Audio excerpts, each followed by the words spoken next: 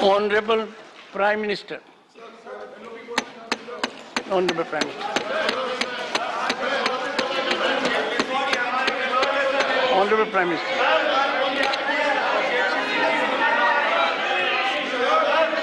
Honorable Prime Minister. आदरणीय सभापति जी, राष्ट्रपति जी के अभिभाषण पर धन्यवाद प्रस्ताव पर जो चर्चा चल रही है, उस चर्चा में शरीक होकर के मैं आदरणीय राष्ट्रपति जी का आदरपूर्वक धन्यवाद करता हूं। आदरणीय राष्ट्रपति जी का अभिनंदन करता हूं।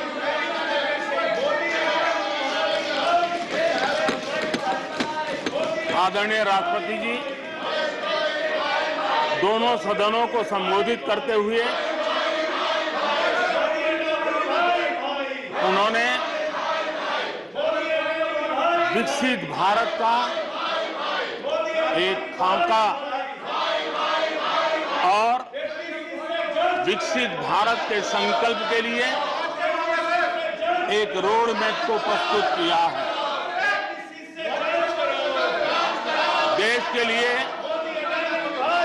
उनका ये जो कंट्रीब्यूशन है, जो मार्गदर्शन है, उसके लिए Nothing will go on record.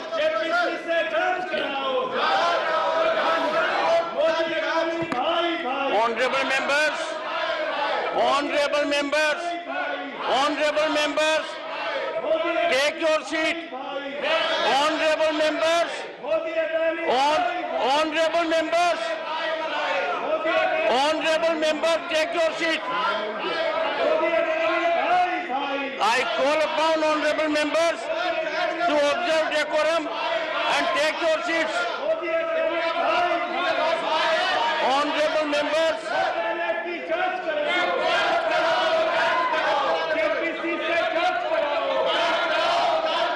honorable members, take your seats. I will be called upon to name you. I will be called upon to name you. Take your seats. Take your seats. Honorable Prime Minister.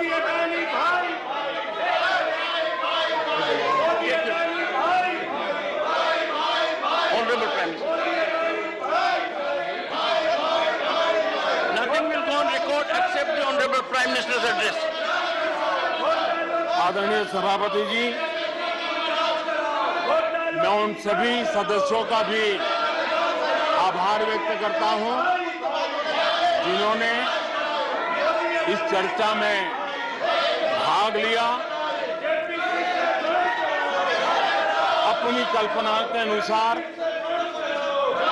चर्चा को विस्तार देने का प्रयास भी किया और इसलिए मैं सदन में हिस्सा लेने और चर्चा में हिस्सा लेने वाले सभी आदरणीय सदस्यों का धन्यवाद करता हूं।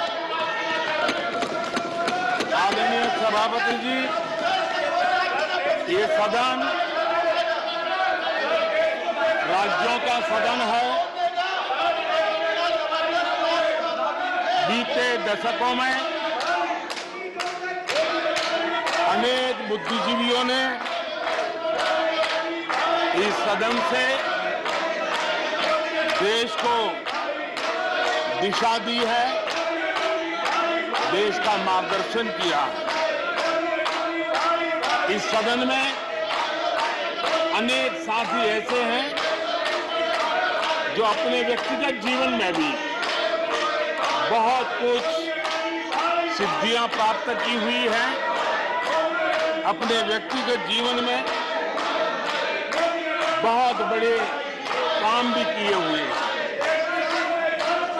और इसलिए इस सदन में जो भी बात होती है उस बात को देश बहुत गंभीरता से सुनता है और देश उसे बहुत गंभीरता। सदस्यों को मैं यही कहूंगा, कीचड़ उसके पास था, कीचड़ उसके पास था, मेरे पास गुलाल।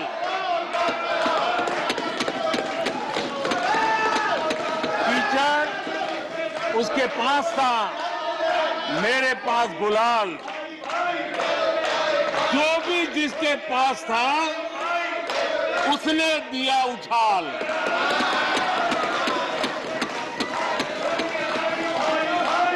और अच्छाई है, जितना कीचड़ उछालोगे कमल उतना ही ज्यादा खिलेगा।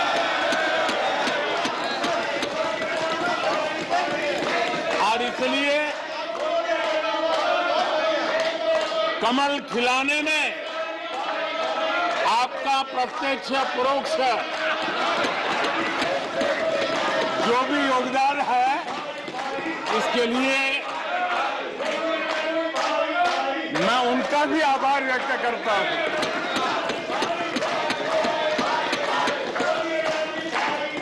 आदरणीय सभापति जी, कल विपक्ष के हमारे वरिष्ठ साथी आदरणीय खड़गे जी ने कहा कि हमने 60 साल में मजबूत बुनियाद बना रहे, ऐसा कल आपने कहा। और उनकी शिकायत थी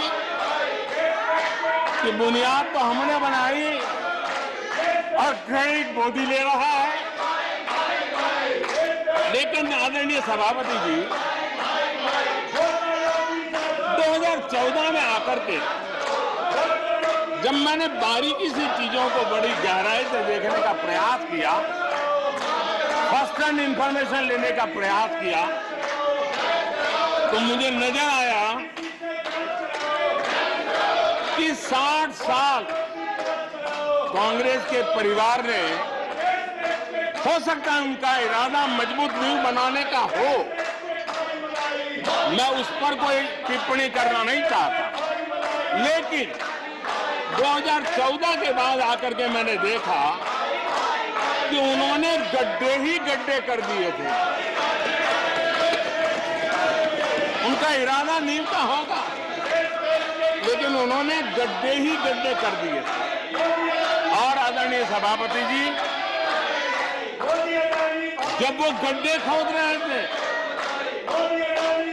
6-6 दशक बर्बाद कर दिए थे, उस समय दुनिया के छोटे छोटे देश भी सफलता के शिखरों को छू रहे थे, आगे बढ़ रहे थे।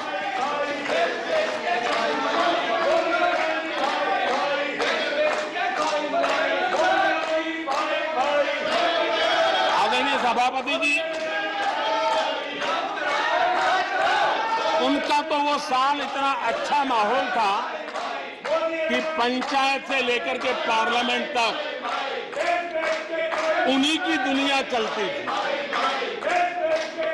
इतना देश भी अनेक आशा अपेक्षाओं के साथ आंख बंद करके उनका समर्थन करता था। लेकिन उन्होंने इस प्रकार की कार्यशैली विकसित की, इस प्रकार का कल्चर विकसित किया कि जिसके कारण वे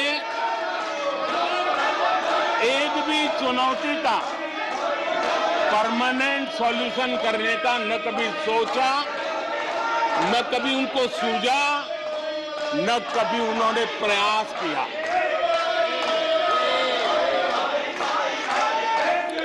वे बहुत हो हल्ला हो जाता था तो चीजों को छू लेते थे, टोकनिज्म कर लेते थे और फिर आगे चले जाते थे। समस्याओं का समाधान करना ये उनका दायित्व था। देश की जनता समस्याओं से जूझ रही थी, देश की जनता देख रही थी कि समस्या का समाधान कितना बड़ा लाभ कर सकता है, लेकिन उनकी प्रायोरिटीज अलग थी, उनके इरादे अलग थे और उसके कारण किसी भी बात का परमानेंट सॉल्यूशन का प्रयास नहीं किया। आदरणीय सभापति जी, हमारी सरकार की पहचान जो बनी है वो हमारे पुरुषार्थ के कारण बनी है।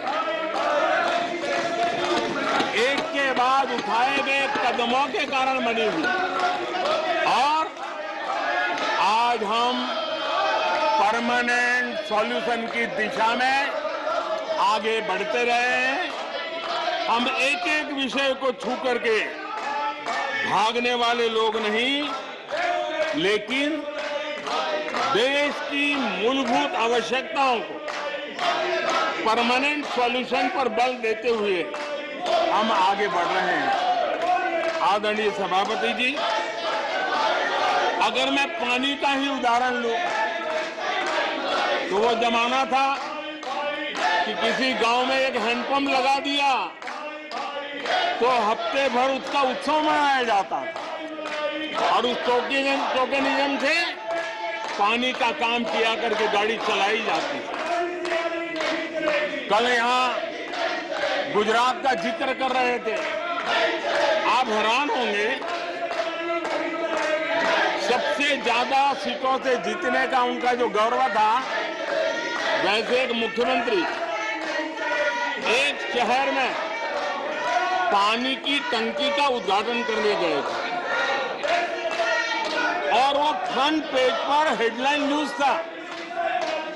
यानी समस्याओं का टोकनिज्म क्या होता है, कैसे टाला जाता है, ये कल्चर देश ने देखा है।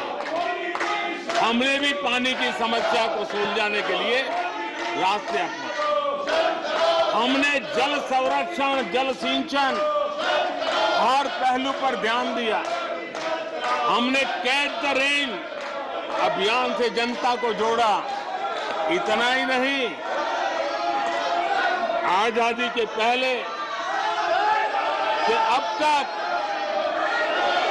हम सरकार में आने तब तक सिर्फ 3 करोड़ घरों तक नल से जल मिलता था। आदरणीय सभापति जी, पिछले 3-4 साल में आज 11 करोड़ घरों को नल से जल मिल रहा है।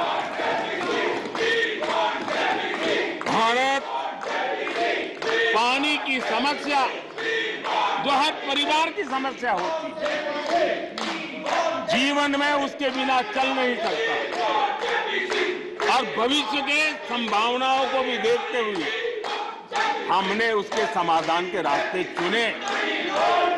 आदरणीय सभापति जी, मैं एक और विषय पर भी जाना चाहता हूं। Empowerment of common people. बैंकों का राष्ट्रीयकरण हुआ था, इस बात से हुआ था कि गरीबों को बैंकों का अधिकार मिले, ऐसी बहानेबाजी की गई थी। लेकिन इस बैंक देश के आधे से अधिक लोग बैंक से दरवाजे तक नहीं पहुंच पाए। हमने परमानेंट सॉल्यूशन निकाला और जनधन अकाउंट का अभियान चलाया, बैंकों को मोटिवेट किया, ऑन बोर्ड लिया। पिछले 9 साल में ही 48 करोड़ जनधन बैंक खाते खोले गए। इसमें 32 करोड़ बैंक खाते ग्रामीण और कस्बों में हुए हैं। यानी देश के गांव तक प्रगति की मिसाल को ले जाने का प्रयास हुआ।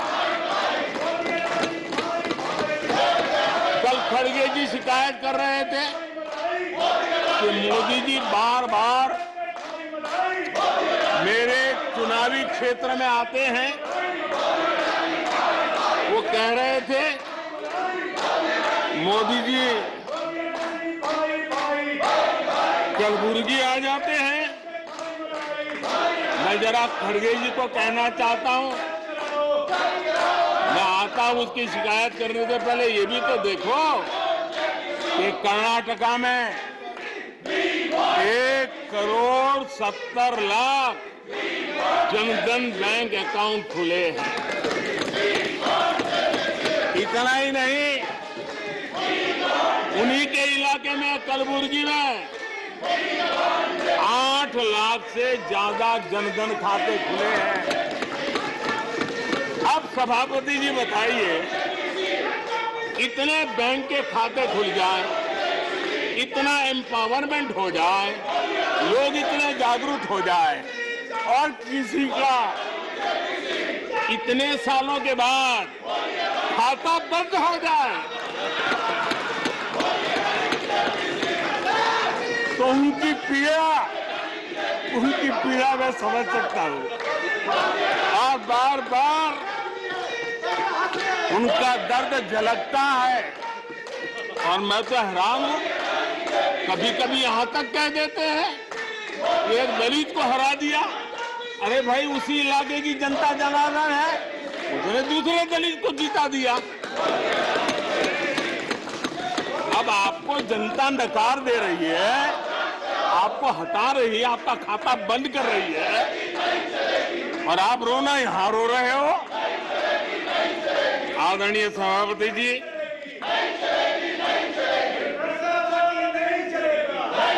जनधन, आधार, मोबाइल, ये जो त्रिशक्ति है और उसने सीधा डायरेक्ट बेनिफिट ट्रांसफर, उस योजना के तहत पिछले कुछ वर्षों में 27 लाख करोड़ रुपया इस देश के नागरिकों के बैंक खातों में ट्रांसफर किया, हितधारकों के खातों में ट्रांसफर किया है। और मुझे खुशी है कि डायरेक्ट बेनिफिट ट्रांसफर, ये टेक्नोलॉजी का उपयोग करने के कारण इस देश के 2 लाख करोड़ रुपए से ज्यादा पैसे जो किसी इकोसिस्टम के गलत हाथों में जाता था, वो बच गया है। देश की बहुत बड़ी सेवा की है। और मैं जानता हूं, जिस इकोसिस्टम के सागरिकों को, चेले चपाटों को जो 2 लाख करोड़ की ऐसी फायदे मिलते रहते थे, उनका चिल्लाना भी बहुत स्वाभाविक है।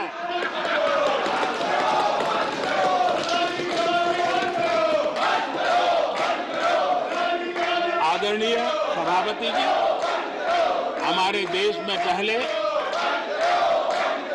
परियोजनाएं अटकाना, लटकाना, भटकाना, ये उनकी कार्य संस्कृति का हिस्सा बन गया था। यही उनका कार्य करने का तरीका बन गया था। ईमानदार टैक्स पेयर की गाढ़ी कमाई,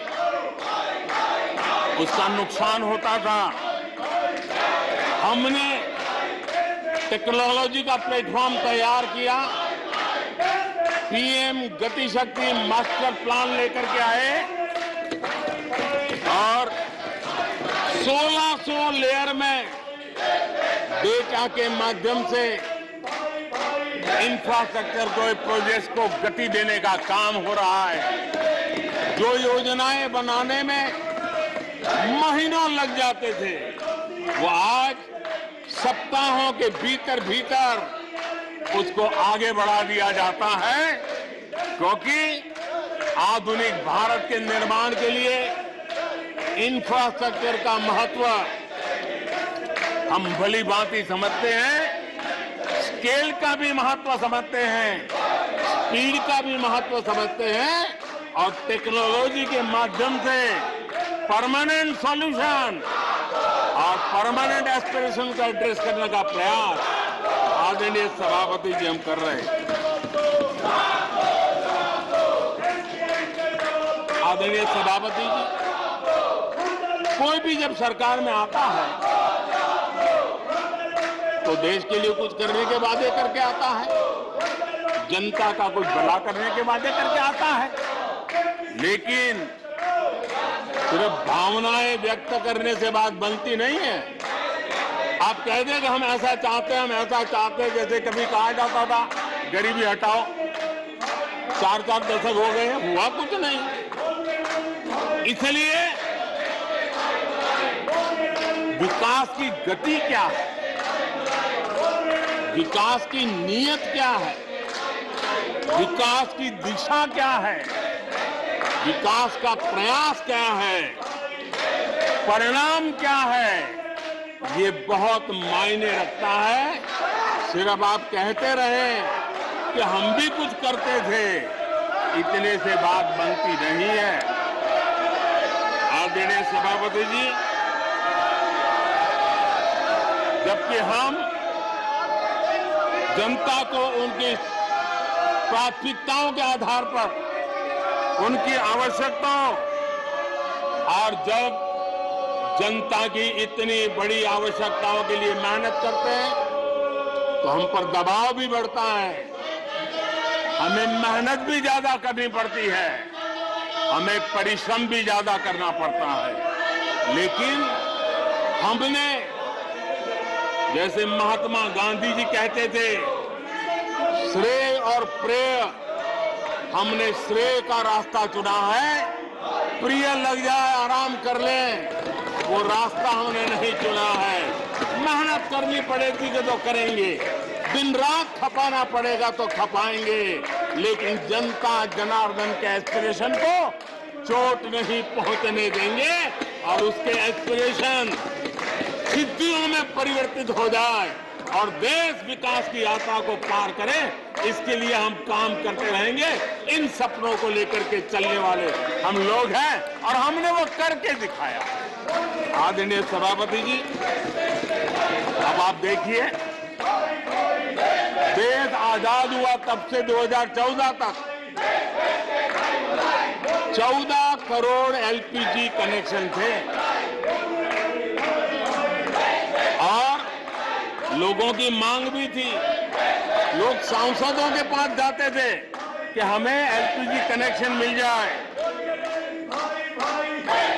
और उस समय 14 करोड़ घरों में था, डिमांड भी कम थी, प्रेशर भी कम था, आपको गैस लाने के लिए खर्चा भी नहीं करना पड़ता था, आपको गैस पहुंचाने के लिए व्यवस्था, आप भी मजे में, चलती भी गाड़ी, काम होता नहीं था, लोग इंतजार करते रहते थे। लेकिन हमने सामने से होकर के तय किया कि हर घर को एलपीजी कनेक्शन देंगे। हमें मालूम था कि हम कर रहे हैं, हमें मेहनत करनी पड़ेगी, हमें मालूम था हमें धन खर्च करना पड़ेगा, हमें मालूम था हमें दुनिया भर से गैस लाना पड़ेगा। ये सब दबाव की संभावना जानने के बावजूद भी हमारी प्राथमिकता मेरे देश का नागरिक था, हमारी प्राथमिकता हमारे देश के सामान्य लोग थे, और इसलिए हमने 32 करोड़ से ज्यादा परिवारों के पास गैस कनेक्शन पहुंचाए। नया इंफ्रास्ट्रक्चर खड़ा करना पड़ा, धन खर्चना पड़ा। आदरणीय सभापति जी, इस एक उदाहरण से आप समझ सकते हैं कि हमें कितनी मेहनत करनी पड़ी होगी, लेकिन हमने आनंद के साथ, संतोष के साथ, गर्व के साथ इस मेहनत को किया, और मुझे खुशी है कि सामान्य मानवी को उसका संतोष मिला। इससे बड़ा एक सरकार के लिए संतोष क्या हो सकता है। आदरणीय सभापति जी, आजादी के अनेक दशकों के बाद भी इस देश में 18,000 से ज्यादा गांव ऐसे थे जहां बिजली नहीं पहुंची थी और ये गांव अधिकतर हमारे आदिवासी बस्ती के गांव थे, हमारे पहाड़ों पर जिंदगी गुजारने वालों के लोगों के गांव थे, जनजातीय से गांव थे, नॉर्थ ईस्ट के गांव थे, लेकिन ये उनके चुनाव के हिसाब किताब में बैठता नहीं था, इसलिए इनकी प्रायोरिटी नहीं था। हम जानते थे ये कठिन काम इन्होंने छोड़ दिए हैं। हमने कहा हम तो मक्खन पे लकीर करने वाले नहीं, पत्थर पे लकीर करने वाले लोग हैं। हम इस चुनौती को भी उठाएंगे, हम इस चुनौती को भी उठाएंगे और हमने हर गांव में बिजली पहुंचाने का संकल्प उठाया। समय सीमा में 18,000 गांवों में बिजली पहुंचाई और उस चुनौतीपूर्ण काम करने के पीछे गांवों में एक नई जिंदगी की अनुभूति हुई, उनका विकास तो हुआ, लेकिन सबसे बड़ी बात हुई देश की व्यवस्था पर उनका विश्वास बढ़ा। और विश्वास बहुत बड़ी ताकत होती है। जब देश के नागरिकों का विश्वास बनता है तब वो लाखों करोड़ों गुना एक सामर्थ्य में परिवर्तित हो जाता है।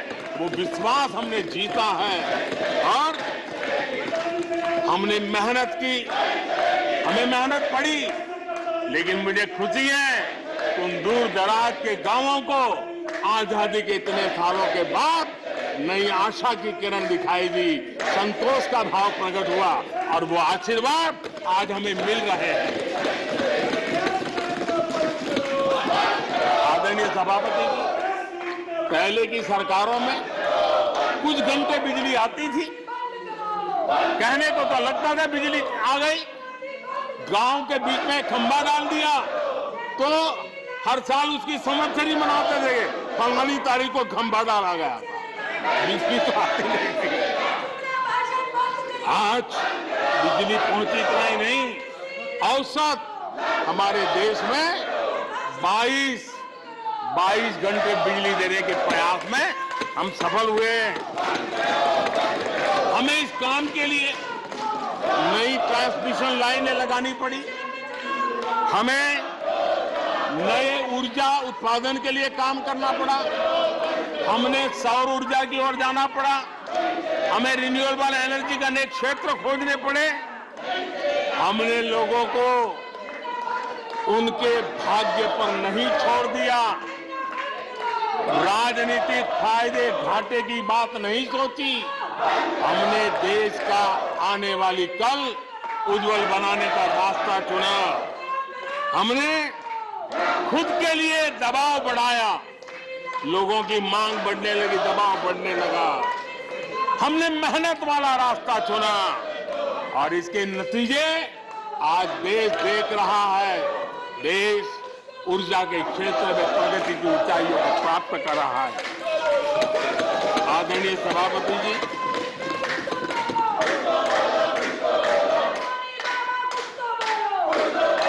हमने आजादी के अमृत काल में एक बहुत बड़ा हिम्मत भरा कदम उठाया। मैं जानता हूं ये आसान नहीं है, हमें बहुत मेहनत करनी पड़ेगी और वो रास्ता हमने चुना है सैचुरेशन का। हर योजना के जो लाभार्थी हैं 100% लाभ कैसे पहुंचे, 100% लाभार्थियों को लाभ पहुंचे, बिना रोक टोक के लाभ पहुंचे। और मैं कहता हूं अगर सच्चा पंथ निरपेक्षता है तो यही है, सच्चा सेक्युलरिज्म है तो यही है। और सरकार उस राह पर बड़ी ईमानदारी के साथ चल पड़ी है। अमृत काल में हमने सैचुरेशन का संकल्प लिया है, 100% लाभार्थियों तक पहुंचने का भाजपा एनडीए सरकार का ये संकल्प है। आदरणीय सभापति जी, ये 100% वाली बात, ये सैचुरेशन वाली बात देश की अनेक समस्याओं का समाधान तो है ही, उस नागरिक की समस्याओं का समाधान इतना ही नहीं है, देश की समस्याओं का समाधान है।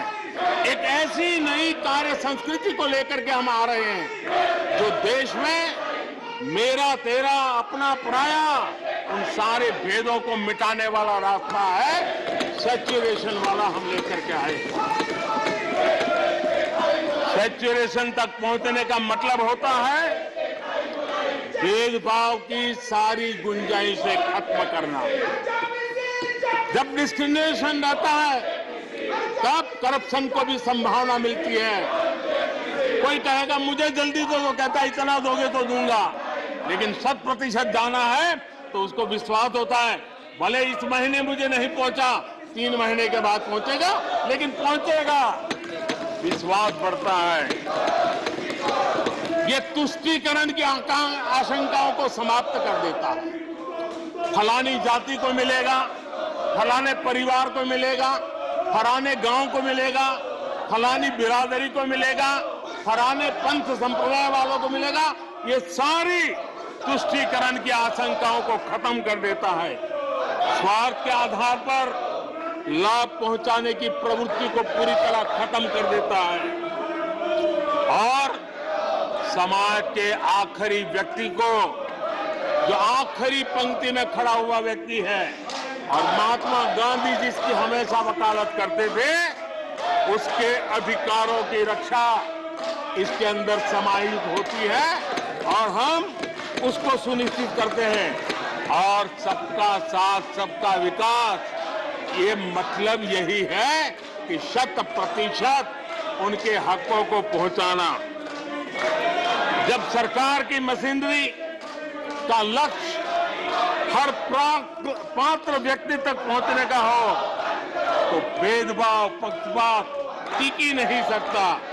इसलिए हमारा ये 100% सेवा अभियान, सोशल जस्टिस, सामाजिक न्याय, इसका बहुत बड़ा सशक्त माध्यम है। यही सामाजिक न्याय की असली गारंटी है। यही सच्ची पंथ निरपेक्षता है।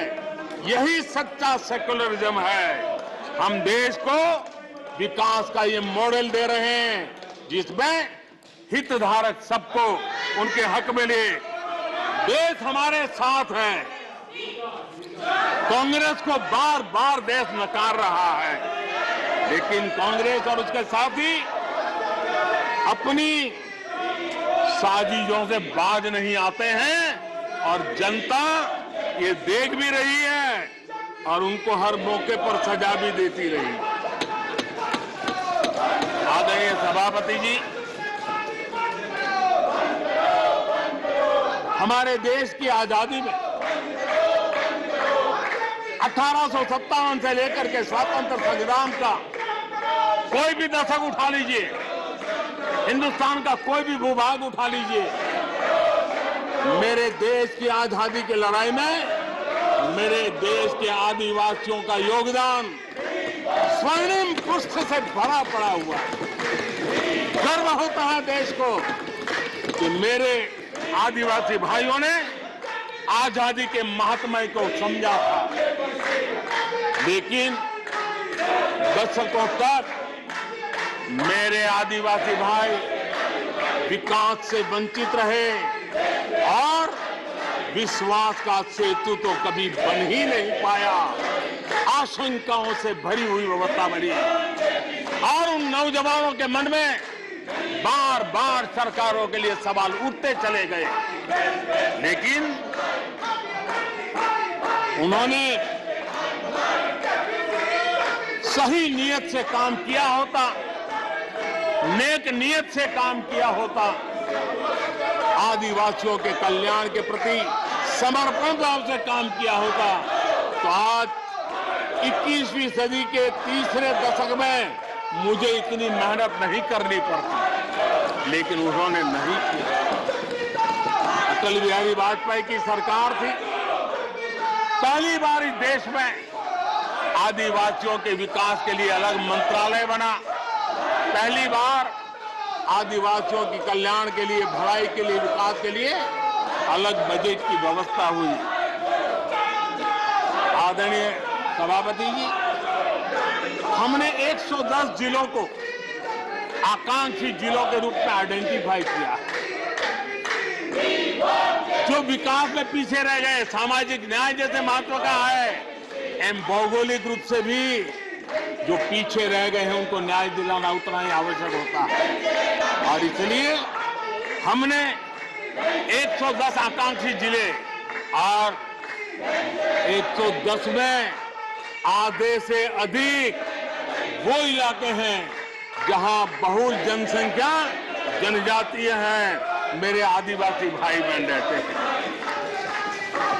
3 करोड़ से ज्यादा आदिवासी भाइयों को इसका सीधा लाभ मिला है, उनके जीवन में बदलाव आया है। इन क्षेत्रों में शिक्षा, स्वास्थ्य, इंफ्रास्ट्रक्चर, इसमें अभूतपूर्व सुधार हुआ है, क्योंकि हमने 110 जिलों पर विशेष फोकस किया है, उनका रेगुलर मॉनिटरिंग कर रहे हैं। यहां पर हमारे कुछ माननीय सदस्यों ने ट्राइबल सब प्लान की बात का जिक्र किया था। मैं ऐसे साथियों का अनुरोध करता हूं कि जरा समय निकाल करके किसी पढ़े लिखे व्यक्ति की मदद लेकर के बैठिए, जो बजट को अध्ययन कर सकता है, थोड़ा समझा सकता है, और आप देखेंगे तो पता चलेगा कि बजट में शेड्यूल्ड ट्राइब कंपोनेंट फंड्स, इसके तहत 2014 के पहले की तुलना में 5 गुना अधिक वृद्धि हुई है।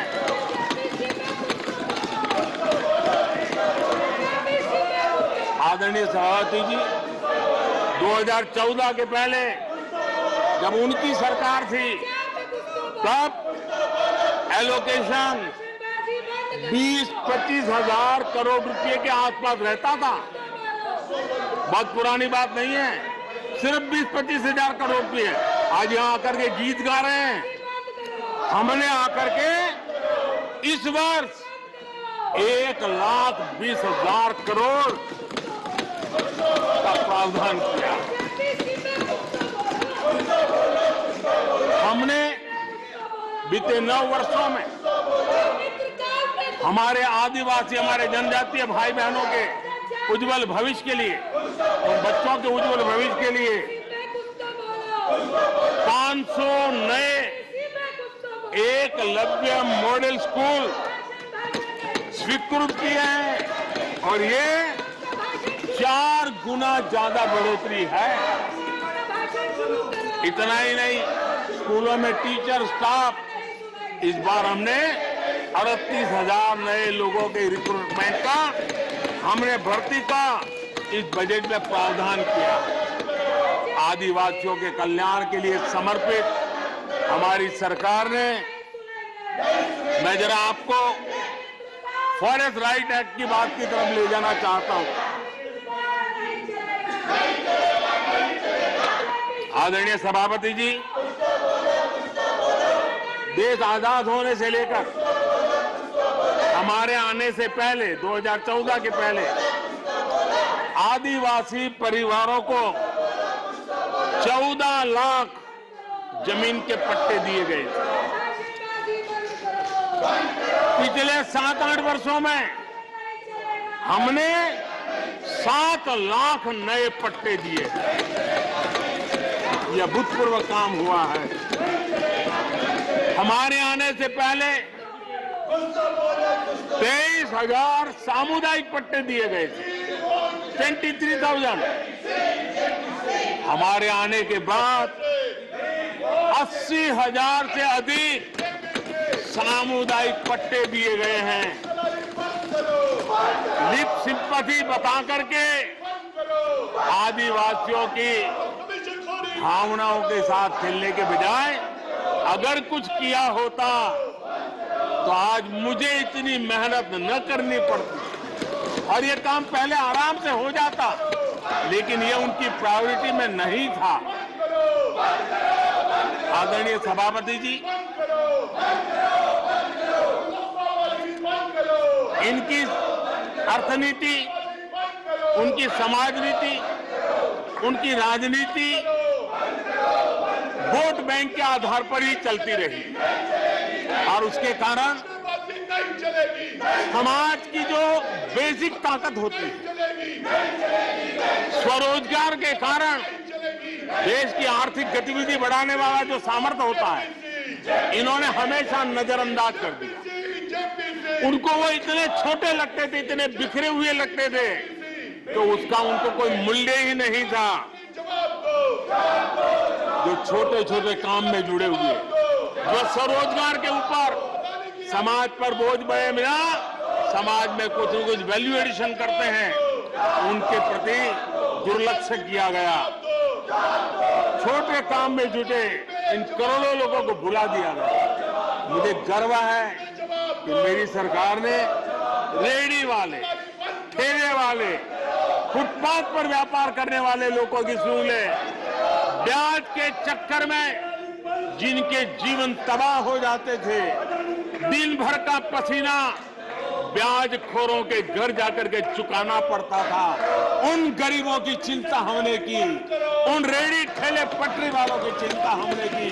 और आदरणीय सभापति जी, हमने इतना ही नहीं, हमारे विश्वकर्मा समुदाय जो समाज निर्माण के अंदर एक भूमिका देते हैं, जो अपने हाथ से औजार की मदद से कुछ न कुछ सृजन करते रहते हैं, समाज की आवश्यकताओं की बहुत बड़ी मात्रा में पूर्ति करते हैं। चाहे हमारा बंजारा समुदाय हो, चाहे हमारे गुमंत जाति के लोग हैं, हमने उनकी चिंता करने का काम किया है। पीएम स्वनिधि योजना हो, पीएम विश्वकर्मा योजना हो, जिसके द्वारा हमने समाज के इन लोगों की मजबूती के लिए काम किया है, उनके सामर्थ्य को बढ़ाने के लिए काम किया। आदरणीय सभापति जी, आप तो स्वयं किसान पुत्र हैं। इस देश के किसानों के साथ क्या बीती है, ऊपर के कुछ एक वर्ग को संभाल लेना और उन्हीं से अपनी राजनीति चलाए रखना, यही सिलसिला चला। इस देश की कृषि की सच्ची ताकत छोटे किसानों में है। 1 एकड़ 2 एकड़ भूमि का वो बड़ा मुश्किल से 80-85% इस देश का ये वर्ग है। इन छोटे किसान उपेक्षित थे, उनकी आवाज कोई सुनने वाला नहीं था।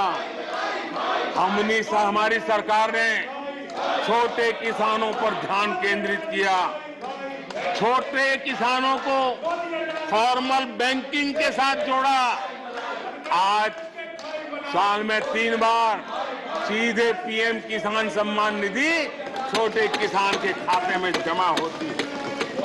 इतना ही नहीं, हमने पशुपालकों को भी बैंकों से जोड़ा, हमने मछुआरों को बैंकों से जोड़ा और उनको ब्याज में रियायत दे करके उनके आर्थिक सामर्थ्य को बढ़ाया ताकि वो अपना व्यवसाय विकसित कर सके, अपने क्रॉप पैटर्न को बदल सके, अपने उत्पादित किए हुए माल को रोक करके उचित दाम मिलने पर बाजार में ले जा सके, उस दिशा में हमने काम किया।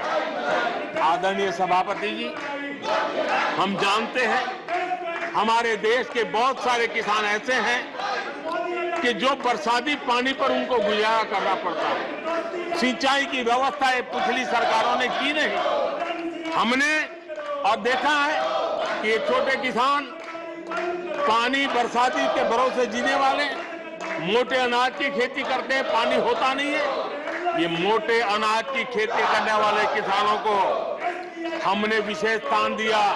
हमने यूएन को लिखा कि मिलेट ईयर मनाइए, दुनिया में भारत के मोटे अनाज की एक ब्रांडिंग बने, मार्केटिंग बने और उसके सुविचारित रूप से अब उस मोटे अनाज को श्री अन्न के रूप में, जैसे श्रीफल का महात्मा है, वैसे ही श्री अन्न का महात्मा बने और छोटे किसान जो पैदावार करते हैं उनको उचित दाम मिले, ग्लोबल मार्केट मिले, देश में क्रॉप पैटर्न में परिवर्तन आए।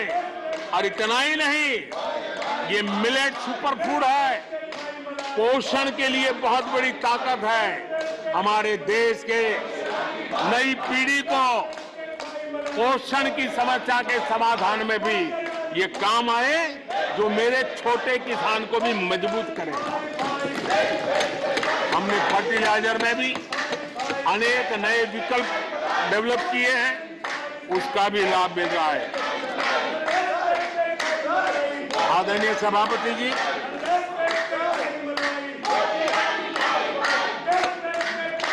हमें बड़े कन्विक्शन के साथ मैं मानता हूं कि जब निर्णय प्रक्रिया में माताओं बहनों की भागीदारी बढ़ती है तो परिणाम अच्छे मिलते हैं, जल्दी मिलते हैं और निर्धारित लक्ष्य को प्राप्त करने वाले होते हैं।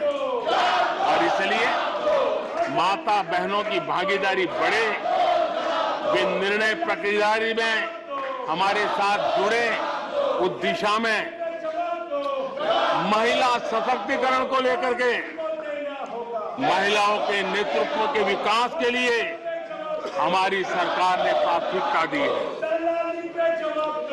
सदन में हमारे एक माननीय सदस्य ने कहा कि महिलाओं को टॉयलेट देने से क्या महिलाओं का विकास हो जाएगा? हो सकता है उनका ध्यान सिर्फ टॉयलेट पे गया हो, वो उनकी कठिनाई होगी। लेकिन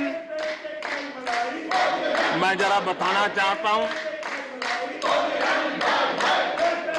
मुझे इस बात का गर्व है और मैं गर्व अनुभव करता हूं, क्योंकि मैं राज्य में रह करके आया हूं, मैंने गांव में जिंदगी गुजार के आया हूं। मुझे गर्व है कि 11 करोड़ शौचालय बना करके मैंने मेरी माताओं बहनों को इज्जत कर दिया है। मुझे इस बात का गर्व है। हमारी माताओं बहनों, हमारी बेटियों के जीवन चक्र की तरफ जरा नजर करें। हमारी सरकार माताओं बहनों के सशक्तिकरण के लिए कितनी संवेदनशील है, उसकी तरफ मैं जरा ध्यान आकर्षित करना चाहता हूं। और जिनको सिर्फ टॉयलेट पे ही सोच अटक गई थी, वो जरा कान खुल करके सुने, ताकि आगे जाकर ये बताने में उनको सुविधा होगी। गर्भावस्था के दौरान शिशु को पौष्टिक खाना मिले, इसके लिए हमने मातृ वंदना योजना चलाई।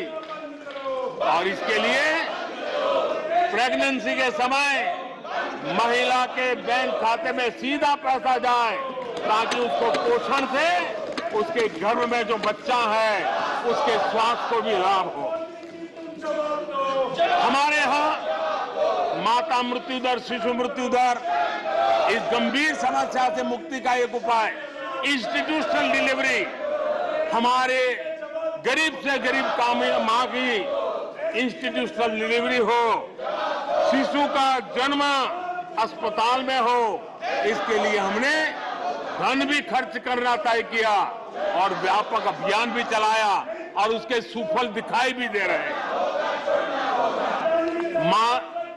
हम जानते हैं किसी न किसी मानसिक विकृति के कारण बेटियों को मां के कोख में ही मारने की प्रवृत्ति बढ़ गई थी। ये समाज के लिए कलंक था। हमने बेटी बचाओ अभियान चलाया और आज मुझे खुशी है कि बेटे जन्म लेते हैं, उसकी तुलना में बेटियों की संख्या बढ़ रही है। ये हमारे लिए संतोष का विषय है। हमने बेटियों की रक्षा का काम किया है। बेटी जब बड़ी होकर स्कूल जाए और शौचालय के अभाव में 5वीं 6वीं कक्षा में आते आते स्कूल छोड़ दे, हमने उस चिंता को भी किया और स्कूलों में बच्चियों के लिए अलग टॉयलेट बनाए ताकि मेरी बच्चियों को स्कूल छोड़ना न पड़े। ये हमने चिंता की। बेटी की शिक्षा जारी रहे और इसलिए हमने सुकन्या समृद्धि योजना, जिसमें अधिक ब्याज दे करके बेटियों को सुरक्षित शिक्षा की व्यवस्था का प्रबंध किया ताकि परिवार भी उनको प्रोत्साहन दे। बेटी बड़ी होकर अपना काम करने के लिए बिना गारंटी मुद्रा योजना से लोन ले सके, अपने पैरों पे खड़ी हो सके। और मुझे खुशी है कि मुद्रा योजना के लाभार्थियों में 70% हमारी माताएं बेटियां हैं। हमने ये काम किया है। मां बनने के बाद भी नौकरी जारी रख सके, इसके लिए मातृत्व अवकाश में हमने वृद्धि की है, वो डेवलप कंट्रियों से भी कभी-कभी ज्यादा है। ये काम हमने किया है। बेटियों के लिए हमने सैनिक स्कूल खोल दिए हैं। आदरणीय सभापति जी, आप तो स्वयं सैनिक स्कूल के विद्यार्थी रहे हैं। बेटियों को वहां एंट्री नहीं थी, वो काम भी हमने कर दिया। आज सैनिक स्कूलों में मेरी बेटियां पढ़ रही हैं। इतना ही नहीं, हमारी बेटियां अबला नहीं सबला है। वो सेना में जाना चाहती है, अफसर बनना चाहती है। हमने हमारी बेटियों को सेना के दरवाजे भी खोल दिए हैं। और आज गर्व होता है सियाचिन में मेरे देश की कोई बेटी मां भारती की रक्षा करने के लिए तैनात होती है। बेटी को गांव में कमाई के अवसर मिले और इसके लिए हमने विमेन सेल्फ हेल्प ग्रुप उसको एक नई ताकत दी, वैल्यू एडिशन किया और बैंकों से मिलने वाली उनकी रकम में बहुत बड़ा इजाफा किया। और इसलिए वो भी हमने उनकी प्रगति के लिए हमारी माताओं, बेटियों को, बहनों को लकड़ी के धुएं से जिंदगी में मुसीबतें झेलनी न पड़े, इसलिए हमने उज्ज्वला योजना से गैस का कनेक्शन दिया। हमारी माताओं, बहनों को, बेटियों को पीने का पानी के लिए जूझना न पड़े, 2-2, 4-4 किलोमीटर तक जाना न पड़े। हमने नल से घर तक पानी पहुंचाने का अभियान चलाया ताकि मेरी माताओं, बेटों को, बेटियों को, बहनों को, बेटियों को अंधेरे में गुजारा न करना पड़े। इसलिए हमने सौभाग्य योजना से ऐसे गरीब परिवारों तक बिजली पहुंचाई। बेटी, मां, बहन कितनी ही गंभीर बीमारी हो लेकिन कभी बताती नहीं है। उसको चिंता रहती है कि कहीं बच्चों पे कर्ज हो जाएगा, परिवार पर बोझ हो जाएगा। वो पीड़ा सहती है लेकिन अपने बच्चों को अपनी बीमारी के विषय में नहीं बताती है। उन माताओं, बहनों को आयुष्मान कार्ड दे करके अस्पताल में बड़ी से बड़ी बीमारी से मुक्ति का रास्ता हमने खोल दिया है। आदरणीय सभापति जी, बेटी का संपत्ति पर अधिकार हो, इसलिए हमने सरकार की तरफ से जो आवाज देते हैं उसमें बेटी के राइट को निश्चित किया, उसके नाम पर प्रॉपर्टी करने का काम किया। हमने महिला सशक्तिकरण के लिए हमारी माताओं, बहनों को जो भी छोटी मोटी बचत कर ले, मुसीबत झेल करके बचत करना माताओं, बहनों का स्वभाव होता है और वो घर में अनाज के डिब्बे में पैसे रख करके गुजारा करती है।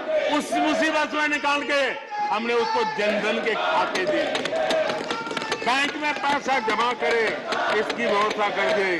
और आदरणीय सभापति जी, इस बजट सत्र के लिए तो गर्व की बात है कि बजट सत्र का प्रारंभ महिला राष्ट्रपति के द्वारा होता है और बजट सत्र का विधिवत प्रारंभ महिला वित्त मंत्री के अवसर पर होता है। देश में ऐसा संयोग पहले कभी नहीं आया जो आज आया है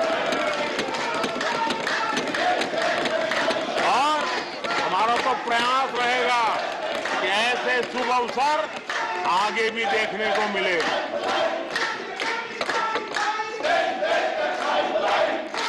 आदरणीय सभापति जी, जब देश को आधुनिक होना है, नए संकल्पों को पार करना है, तो हम साइंस और टेक्नोलॉजी के सामर्थ्य को नकार नहीं सकते।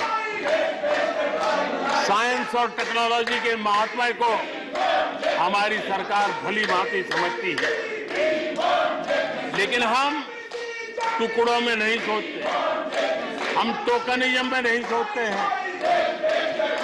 हम साइंस और टेक्नोलॉजी की तरफ से देश को आगे बढ़ाने के लिए हर दिशा में काम कर रहे हैं, सार्वत्रिक प्रयास कर रहे हैं, अनेकविध इनिशिएटिव ले रहे हैं। और इसलिए बचपन में साइंटिफिक टेम्परामेंट डेवलप करने के लिए अटल टिंकरिंग लैब, ये वैज्ञानिक सोच के निर्माण के लिए स्कूल के लेवल पर बच्चों को हमने अवसर दिया। उससे थोड़ा आगे निकले, बच्चा कुछ करना शुरू कर ले, तो हमने अटल इंक्यूबेशन सेंटर खड़े किए, ताकि कुछ अगर अच्छी प्रगति की है तो उसको वो वायुमंडल मिले, ताकि वो टेक्नोलॉजी में कन्वर्ट करने के लिए वो खोज, वो इनोवेशन काम आ जाए। इसके लिए हमने विज्ञान की इस प्रगति का परिणाम, हमने नीतियां बदली। स्पेस के क्षेत्र में अब प्राइवेट भागीदारी का हमने सपना पूरा किया, और मुझे खुशी है मेरे देश के नौजवान आज प्राइवेट सैटेलाइट छोड़ने की ताकत रखते हैं। ये साइंस एंड टेक्नोलॉजी। आज स्टार्टअप की दुनिया जो मूलतः साइंस और टेक्नोलॉजी से जुड़ी हुई है, उसमें यूनिकॉर्न की संख्या में आज हम दुनिया में तीसरे नंबर पर पहुंच गए हैं। आदरणीय सभापति जी, आज ये देश गर्व करेगा कि सर्वाधिक पेटेंट इनोवेशन और दुनिया के बाजार में टिकता है पेटेंट, ये सबसे अधिक पेटेंट रजिस्टर करने में आज मेरे देश के नौजवान आगे आ रहे हैं। आदरणीय सभापति जी, आधार की ताकत क्या होती है वो हमारी सरकार ने आके दिखा दिया, और आधार से जुड़े हुए जो विद्वान लोग हैं उन्होंने भी कहा है कि आधार के महत्व को, टेक्नोलॉजी के महत्व को 2014 के बाद समझा गया, और उसके कारण वो मेहनत अब रंग ला रही है। हमने देखा है कोविड के काल में कोविन प्लेटफॉर्म 200 करोड़ वैक्सीनेशन और सर्टिफिकेट कोविन का आपके मोबाइल पर विदिन ए सेकंड आ जाता है। लेकिन दुनिया को अचंभा तब हुआ कि भारत अपनी वैक्सीन लेकर के आ गया है कोविड में। दुनिया के लोग अपनी वैक्सीन, हमारे यहाँ कोई बहुत बड़ा मार्केट था, बेचने के लिए भांति भांति के प्रेशर करते थे, आर्टिकल लिखे जाते थे, टीवी में इंटरव्यू दिए जाते थे, सेमिनार किए जाते थे।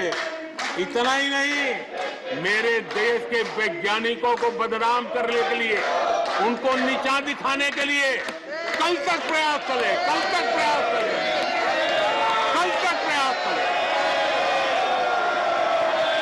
और मेरे ही देश के वैज्ञानिकों ने आज दुनिया में जिसको स्वीकृति मिली है ऐसी वैक्सीन से, मेरे देशवासियों का ही नहीं 150 देशों के लोगों की आवश्यकताओं को पूरी किया जाता है। ये विज्ञान के विरोधी लोग, ये टेक्नोलॉजी के विरोधी लोग,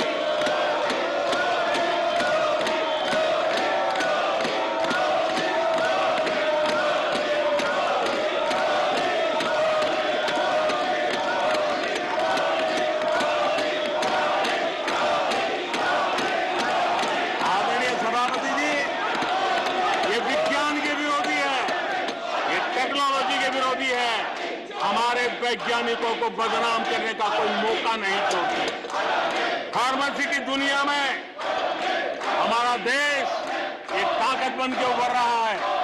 दुनिया की फार्मेसी का हब बन रहा है।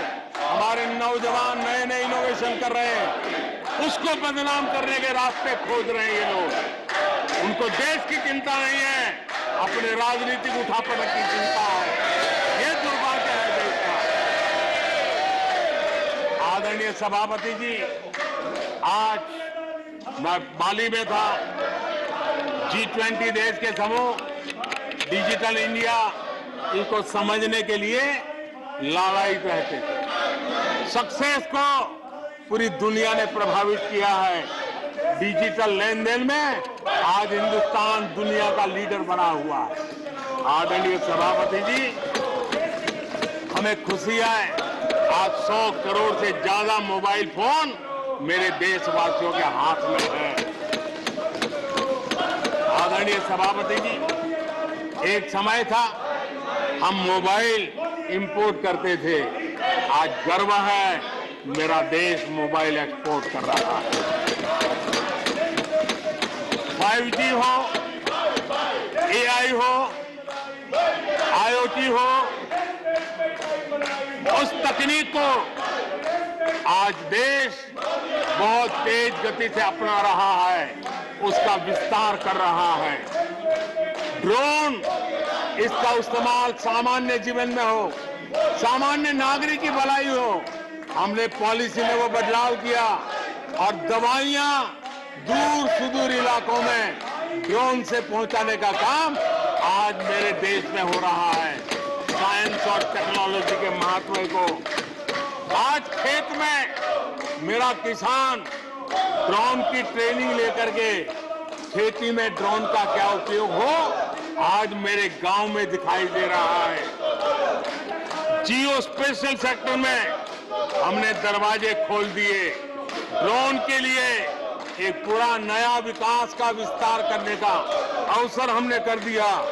आज देश में यूएन जैसे लोग चर्चा करते हैं कि दुनिया में लोगों के पास अपने पास जमीन के घर के मालिकाना हक नहीं है। यूएन की चिंता है दुनिया।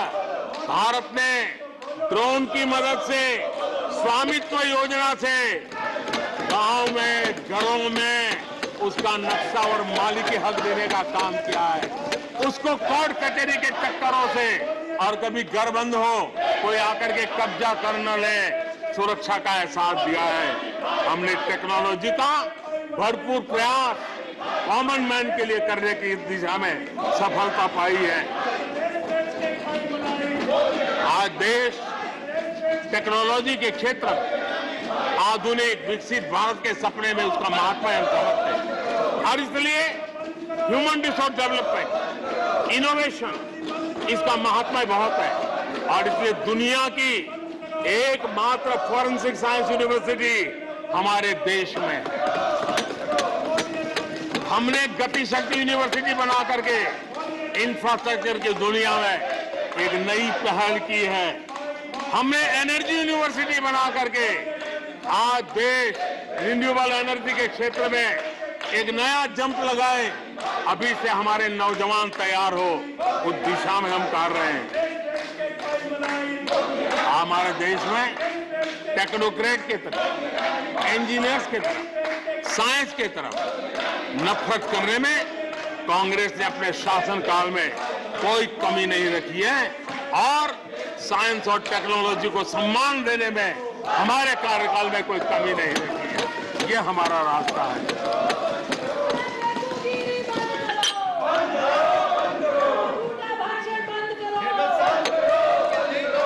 आदरणीय सभापति जी, यहाँ रोजगार की भी चर्चा हुई। मैं हैरान हूं कि जो अपने आप को सबसे लंबे समय तक सार्वजनिक जीवन का दावा करते हैं, इनको ये मालूम नहीं है कि नौकरी और रोजगार में फर्क होता है। जिनको नौकरी और रोजगार का फर्क समझ नहीं है, वो हमें उपदेश दे रहे हैं। आदरणीय सभापति जी, नए नए नैरेटिव गढ़ने के लिए आधी अधूरी चीजों को पकड़ करके झूठ फैलाने के प्रयास हो रहे हैं। बीते 9 वर्ष में अर्थव्यवस्थाओं का जो विस्तार हुआ है, नए सेक्टर्स में रोजगार की नई संभावनाएं बनी। आज ग्रीन इकोनॉमी में देश जिस प्रकार से आगे बढ़ रहा है, उसने ग्रीन जॉब की बहुत बड़ी संभावनाएं धरती पर उतार करके दिखाई है और अधिक संभावनाएं बनी हुई है। डिजिटल इंडिया के विस्तार से डिजिटल इकोनॉमी, उसका भी एक नया क्षेत्र। आज सर्विस सेक्टर में डिजिटल इंडिया एक नई बुलंदी पर है। 5 लाख कॉमन सर्विस सेंटर, गांव के अंदर एक कॉमन सर्विस सेंटर में 2-2, 5-5 लोग रोजी रोटी कमाते हैं। और दूर सुदूर जंगलों के छोटे छोटे गांव में भी कॉमन सर्विस सेंटर में आज हमारे देश की आवश्यक सेवाएं गांव के लोगों को एक बटन पर उपलब्ध हो, ये व्यवस्था हुई है। डिजिटल इकोनॉमी ने अनेक नए रोजगार की संभावनाएं पैदा की। आदरणीय सभापति जी, 90,000 रजिस्टर्ड स्टार्टअप, इसने भी रोजगार के नए द्वार खोले हैं। अप्रैल से नवंबर 2022 के दौरान ईपीएफओ पेरोल में 1 करोड़ से अधिक लोग जोड़े गए हैं। 1 करोड़ से अधिक लोग। आदरणीय सभापति जी, आत्मनिर्भर भारत रोजगार योजना, इसके जरिए 60 लाख से अधिक नए कर्मचारियों का लाभ हुआ है। आत्मनिर्भर भारत अभियान के तहत हमने अपने उद्यमियों के लिए स्पेस, डिफेंस, ड्रोन, माइनिंग, कोल अनेक क्षेत्रों को खोला है, जिसके कारण रोजगार की संभावना में नई गति आई है। और देखिए, हमारे नौजवानों ने इन सारे कदमों का आगे आकर के अवसर उठाया है, उसका फायदा। आदरणीय सभापति जी, रक्षा के क्षेत्र में यह देश आत्मनिर्भर बने, ये देश के लिए बहुत आवश्यक है। मुझे खुशी है कि रक्षा के क्षेत्र आत्मनिर्भरता का मिशन लेके हम चले। आज 350 से ज्यादा निजी कंपनियां रक्षा के क्षेत्र में आई है और करीब 1 लाख करोड़ रुपए का एक्सपोर्ट रक्षा के क्षेत्र में मेरा देश कर रहा है। और अभूतपूर्व रोजगार इस क्षेत्र में भी पैदा हुए हैं। आदरणीय सभापति जी, रिटेल से लेकर के टूरिज्म तक हर सेक्टर का विस्तार हुआ है। खादी और ग्रामोद्योग, महात्मा गांधी के साथ जो व्यवस्था जुड़ी हुई है, खादी ग्रामोद्योग को भी डुबो दिया था। आजादी के बाद सर्वाधिक खादी ग्रामोद्योग के रिकॉर्ड तोड़ने का काम हमारे कालखंड में हुआ है। आदरणीय सभापति जी, इंफ्रास्ट्रक्चर में हो रहा रिकॉर्ड निवेश, चाहे रेल का काम होता हो, रोड का काम होता हो, पोर्ट का काम होता हो, एयरपोर्ट का काम होता हो, प्रधानमंत्री ग्राम सड़क योजनाएं बनती हो, ये सारे इंफ्रास्ट्रक्चर के काम, उसके लिए जो मटेरियल लगता है, उस इंडस्ट्री में रोजगार की संभावनाएं बढ़ी है। हर जगह निर्माण कार्य के अंदर मजदूर से लेकर मैकेनिक तक हर प्रकार के रोजगार की संभावनाएं, इंजीनियर से लेकर के श्रमिक तक हर किसी के लिए रोजगार के नए अवसर बने हैं। और उसी के कारण यूथ विरोधी नीति लेकर के चले हुए लोगों को आज यूथ नकार रहा है और यूथ के भलाई के लिए हम जिन नीतियों को लेकर के चल रहे हैं, इसको आज देश स्वीकार कर रहा है। आदरणीय सभापति जी, यहां भी ये भी कहा गया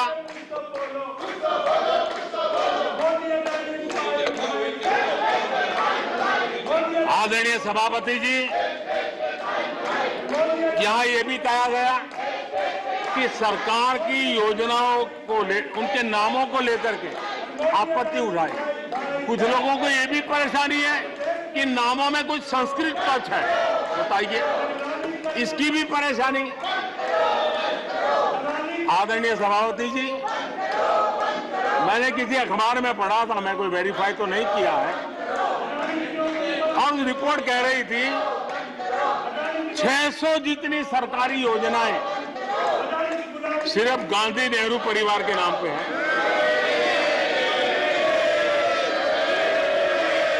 आदरणीय सभापति जी, किसी कार्यक्रम में अगर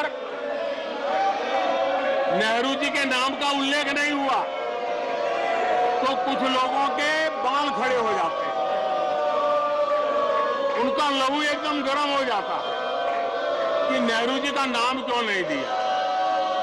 आदरणीय सभापति जी, मैं बहुत आश्चर्य होता है कि चलो भाई, हमसे कभी छूट जाता होगा नेहरू जी का नाम, और छूट जाता होता होगा हम ठीक भी कर लेंगे क्योंकि वो देश के पहले प्रधानमंत्री थे।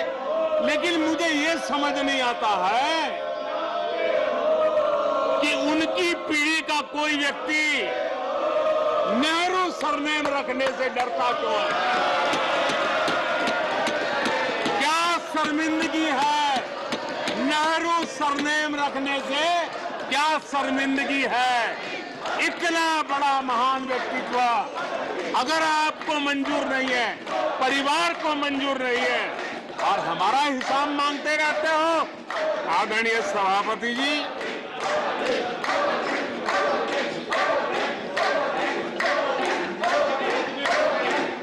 कुछ लोगों को समझना होगा, ये सदियों पुराना देश सामान्य मानवी के पसीने और पुरुषार्थ से बना हुआ देश, जन जन की पीढ़ियों की परंपरा से बना हुआ देश है। ये देश किसी परिवार की जागीर नहीं है। हमने मेजर ध्यानचंद जी का नाम पर खेल रत्न का पुरस्कार कर दिया।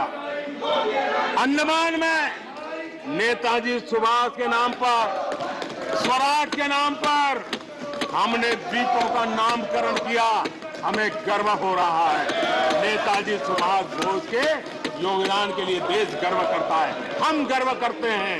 इतना ही नहीं, जो लोग आए दिन हमारे देश की सेना को नीचा दिखाने का मौका नहीं छोड़ते, हमने इन द्वीपों को परमवीर चक्र प्राप्त करने वाले सेनानियों के नाम कर दिया। आने वाली सदियों तक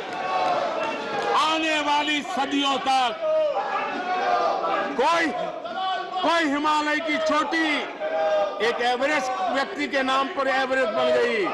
मेरे द्वीप समूह मेरे परमवीर चक्र विजेता मेरे देश के सेनानियों के नाम कर दिया। ये हमारी श्रद्धा है, ये हमारी भक्ति है, और उसको लेकर के हम चलते हैं। आदरणीय और इससे आपको तकलीफ है और तकलीफ व्यक्त भी हो रही है। हर एक की तकलीफ व्यक्त करने के रास्ते अलग होंगे। हमारा रास्ता है सकारात्मक। कभी कभी अब ये सदन है, एक प्रकार से राज्यों का महात्मा है, हम पर ऐसे भी आरोप लगाए जाते हैं कि हम राज्यों को परेशान करते हैं। आदरणीय सभापति जी, मैं लंबे अरसे तक राज्य का मुख्यमंत्री रह करके आया। फेडरलिज्म का क्या महत्व होता है वो भली भांति समझता है, उसको जी करके आया हूं, और इसलिए हमने कोऑपरेटिव कॉम्पिटिटिव फेडरलिज्म पर बल दिया है। आओ हम पर्दा करें, हम आगे बढ़े, हम सहयोग करें, हम आगे बढ़े, उस दिशा में हम चले हैं। हमने हमारी नीतियों में नेशनल प्रोग्रेस का भी ध्यान रखा है और रीजनल एस्पिरेशन को भी एड्रेस किया है। National progress and regional aspiration, इसका परफेक्ट कॉम्बिनेशन हमारी नीतियों में दिखा है, क्योंकि हम सब मिलकर के 2047 तक एक विकसित भारत का सपना पूरा करने के लिए चल पड़े हैं। लेकिन जो लोग आज विपक्ष में बैठे हैं, उन्होंने तो राज्यों के अधिकारों की धज्जियां उड़ा दी। जरा मैं कच्चा चिट्ठा खोलना चाहता हूं।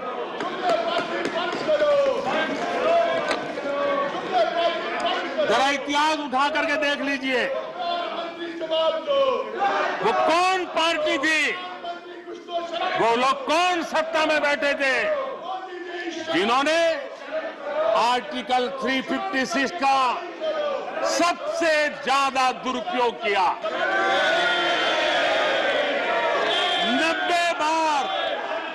90 बार चुनी हुई सरकारों को गिरा दिया। कौन है वो? कौन है जिन्होंने किया? कौन है जिन्होंने किया? कौन है जिन्होंने किया? इतना ही नहीं सभापति जी, एक प्रधानमंत्री ने आर्टिकल 356 का 50 बार उपयोग किया, आधी सेंचुरी कर दी। वो नाम है श्रीमती इंदिरा गांधी का। 50 बार सरकारों को गिरा दिया। केरल में आज जो लोग इनके साथ खड़े हैं, जरा याद कर लीजिए, थोड़ा बार माइक लगा दीजिए। केरल में वामपंथी सरकार चुनी गई, जिसे पंडित नेहरू पसंद नहीं करते थे। कुछ ही कालखंड के अंदर चुनी हुई पहली सरकार को गढ़ते थे। आज आप वहां खड़े हैं, आपके साथ क्या हुआ था जरा याद कीजिए। आदरणीय सभापति जी, जरा डीएमके के मित्रों को भी बताता हूं, तमिलनाडु में एमजीआर और करुणानिधि जैसे दिग्गजों की सरकारें, उन सरकारों को भी इन्हीं कांग्रेस वालों ने बर्खास्त कर दिया।